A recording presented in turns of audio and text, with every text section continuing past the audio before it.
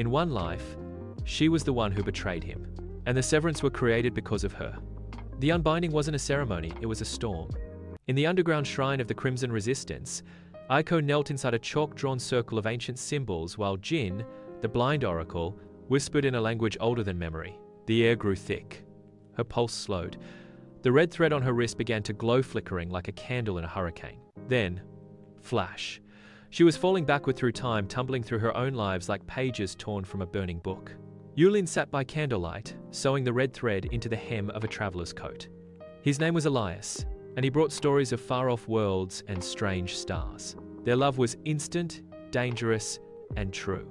But when the villagers saw the thread glimmering beneath his clothing, they cried, "Witchcraft."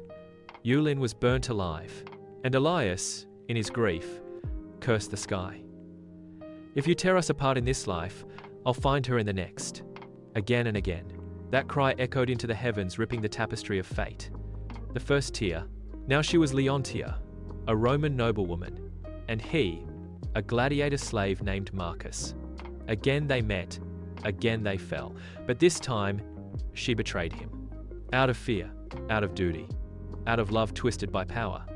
She signed the order for his execution, believing it would protect him from a worse fate.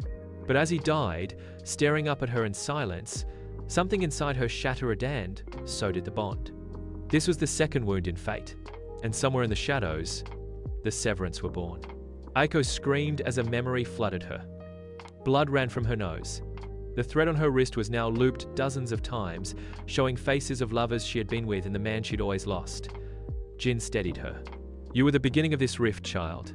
And he, the echo. "I killed him," she whispered, shaking, "and only you can now unkill what fate has replayed for centuries." Luca's awakening. In a temple far across the mountains of Nagano, Luca broke free from the severance prison. He had learned something they never expected. He remembered her too. And with memory came power. Every soul form, every echo, he could feel them inside. He called upon the soldier, the sailor, the bard, the monk, and the astronomer. Each of his former selves merged into him, and with them came a name, Ariadne. Not Aiko, not Yulin, not Leontia. That was her true name, the soul's name.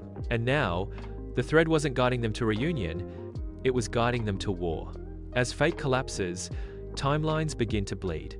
Aiko and Luca must travel through a rift realm, a chaotic dimension between life and reincarnation, to confront the architect of the severance, a being not of love, but of control.